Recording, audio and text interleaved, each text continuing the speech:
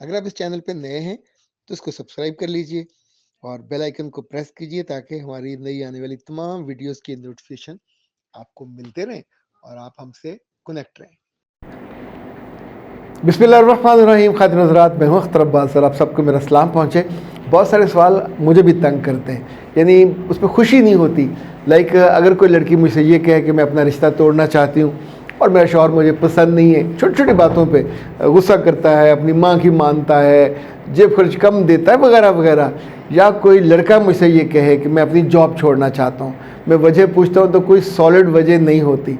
तो फिर ऐसे में मैंने सोचा कि इतने सारे आते हैं तो क्यों ना इस मौजू पे बात कर ली जाए। ये एक ट्रेंड बनता जा रहा है। हमारे सियाने कहते थे कि लगी नौकरी कदी ना छड़ो, और मैं इसमें इजाफा करता हूँ कि लगी नौकरी और चलती शादी को कभी दुलतियाँ ना मारे, ना उसको कभी छोड़े, ना उसको कभी छेड़े। 4 बड़ी वजूहात हैं जो मैंने अलग से नोट की हैं ताकि आपसे शेयर करूँ। नंबर 1, बॉस डांटते हैं या मियाँ डांटता है तो क्या इस पर नौकरी छोड़ दी जाए, क्या इस पर शादी तोड़ दी जाए? दोनों हमाकतें होंगी। बॉस हमेशा डांटते हैं, ये बॉस का काम है। शौहर भी डांटेगा जब आप उसकी मर्ज़ी के मुताबिक नहीं ढलते या जब आप उसकी मर्ज़ी को ट्रांसलेट नहीं करते कि वो चाहता क्या है। तो उसको जान लीजिए, किसी बॉस को और किसी मियाँ का दिमाग ख़राब नहीं होता कि वो बेवजह डांटे, अपनी खुशी भी कम करे, आपकी खुशी भी कम हो।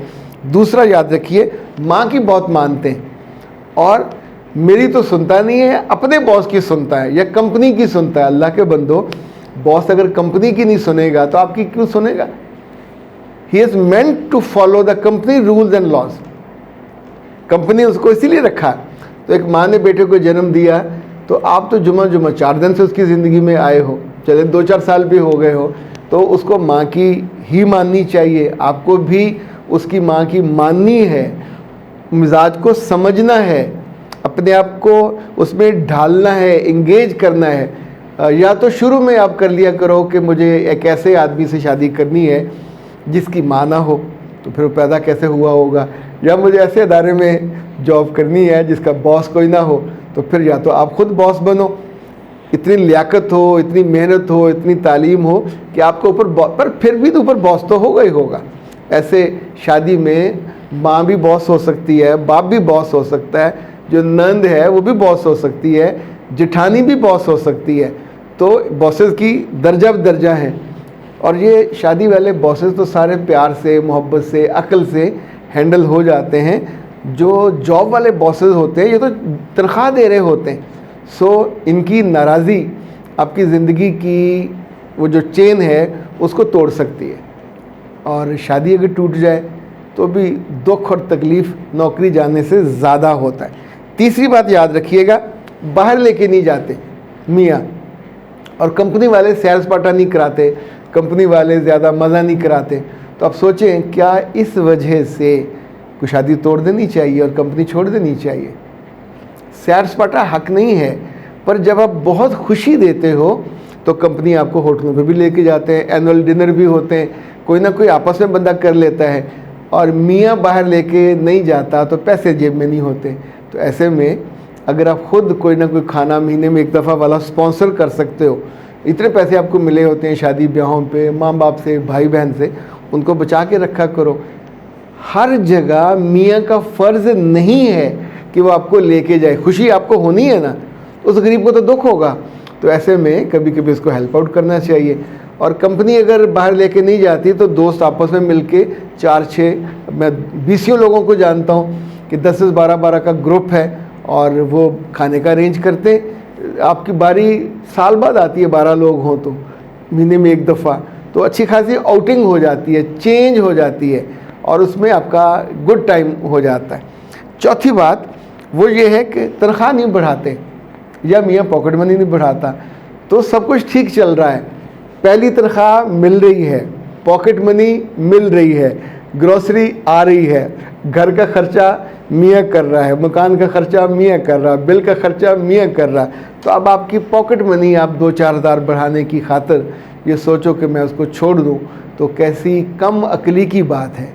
यानी आप सोचिए, अभी मैंने सिर्फ 4 बातें कहीं है तो आपके चेहरे पे मुस्कुराहट आ रही है और ख़ुद अंदर से आप सोच रहे हो कि कैसे अहमक और कम अकल लोग होते हैं कि जो इन बातों पे, लेकिन मेजॉरिटी इन्हीं बातों पे शादियां तोड़ देते हैं।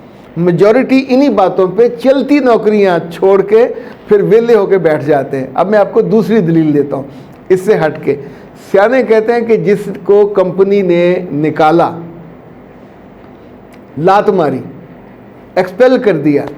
अच्छा, उन सियानों में जो टॉप पे नाम है अख्तर अब्बास का, ये चूँकि ये कॉल मेरा ज़ाती है, अब मैंने सियानों के नाम लगा दिया ज़रा आपका दिल खुश करने के लिए। तो मेरा ज़ाती बिलीव है, मानना है, मैंने इसको एक्सपीरियंस भी किया है, ऑब्ज़र्व भी किया है, मुतालिया भी है, मुशाहिदा भी है। वो ये कि जब कंपनी आपको निकाले धक्का दे के और नौकरी आपकी ख़त्म कर दे, तो अल्लाह का शुक्र अदा किया करें कि ऐसा हुआ, चूँकि उसके कुछ ही हफ्तों के बाद आपको उससे बहुत बेहतर नौकरी मिलने वाली होती है, वो आपका इंतज़ार कर रही होती है। अगर खुदा ना खास्ता जबरी तौर पे ससुराल वाले, ससुर, सास या आपका मियाँ आपको घर से निकाल देते हैं और रिश्ता को तोड़ देते हैं, तो भी अल्लाह का शुक्र अदा किया करें, आपने नहीं तोड़ा, उन्होंने तोड़ा। इसका मतलब है उससे बेहतर आपकी कदर करने वाले, उससे बेहतर आपकी इज़्ज़त करने वाला कोई ख़ानदान आपको मिलने वाला है। ये अब मैं ये तो नहीं कहता कि आज़मा के देखें, ये अल्लाह करे ये आजमाइश ना आए, पर जब भी आए इस बात को याद रखिएगा कि आपके लिए कहीं बेहतरी पर ख़ुद पंगा लेंगे, ख़ुद आप इनिशिएटिव लेंगे तो फिर आपको दिक्कत होगी, फिर लंबी मुद्दत तक बेरोज़गार रहना पड़ता है। लंबी मुद्दत तक बिना शादी के आपको गुजारा, कई साल गुजर जाते हैं, अच्छा रिश्ता नहीं आता, चूँकि आपने ख़ुद ये हरकत की होती है। कुदरत इस हरकत से खुश नहीं होती और ये उसकी नाराज़ी का इजहार है। आखिरी जो पांचवी बात आपको लगाऊं बताने कि लगी नौकरी और चलती शादी क्यों ना तोड़ें। एक दलील ये दी जाती है ख़वातीन की तरफ से कि मेरी गल सुनते नहीं, मुझसे मशवरा नहीं करते। और कंपनी में भी आप अगर ये कहते हो कि जी इतने बड़े बड़े फ़ैसले होते हैं, हमसे तो कभी पूछा ही नहीं है, हमने तो कभी इस्लाम में, अभी आपकी वो उम्र, वो तजर्बा, वो मुकाम और वो अहलियत नहीं है जिस पे आपसे, अगर मियाँ ने मकान लेना है, बेचना है, आपसे नहीं पूछेगा, चूँकि आपके क्रेडिट पे ऐसे फ़ैसले करने की कोई ना गारंटी है, ना कोई ऐसी तारीख़ है कि आप ऐसे करते रहे हो, तो ज़ाहिर मियाँ नहीं इतबार करेगा। अब इस पर नाराज़ होने की क्या बात है, मुझसे क्यों नहीं पूछा। अच्छा, एक बात और जो याद रखिएगा, इन सब को मैं कंक्लूड करते हुए कह रहा हूँ, ज़िंदगी में जब आप गाड़ी पे जा रहे हों, वो नौकरी की गाड़ी हो या रिश्ते की, ताल्लुक़ की, शादी की, चलती गाड़ी से छलांग मत लगाएं। जब भी ये करोगे टांग टूटेगी, जिस्म पे जगह जगह चोटें लगेंगी, मुंह के बल गिरोगे और पीछे या तो कोई आ रहा हो अपनी गाड़ी या ट्रक लेके कि आपको उठा ले, तो ओके, फिर रिस्क ले लो, टांगों का और बाजुओं का और ज़ख्मों का इलाज करा लीजिए। लेकिन अगर पीछे कोई नहीं है तो ये बेवकूफ़ी कभी मत कीजिए, ये बहुत महंगी पड़ती है। और मैं चूँकि आपसे मोहब्बत करता हूँ, आपका ध्यान करता हूँ, आपका ख्याल करता हूँ, और ये मेरी सिंसेरिटी मेरी अल्लाह के रसूल के साथ ऐसे ही है जैसे बैत की होती है। हज़रत अब्दुल्ला बिन उमर ये कहा करते थे कि हम अल्लाह के रसूल से बैत करते थे दूसरों की खैरख्वाही की। तो मुझे तो आपको मशवरा देते हुए ये पूरा यकीन होता है कि मेरा रब मेरे नामा अमाल में ये एक और वीडियो लिख देगा, एक और मशवरा कि जिससे 10 लोगों की ज़िंदगियों में गलत फ़ैसला करने से पहले वो ब्रेक लगा लेंगे।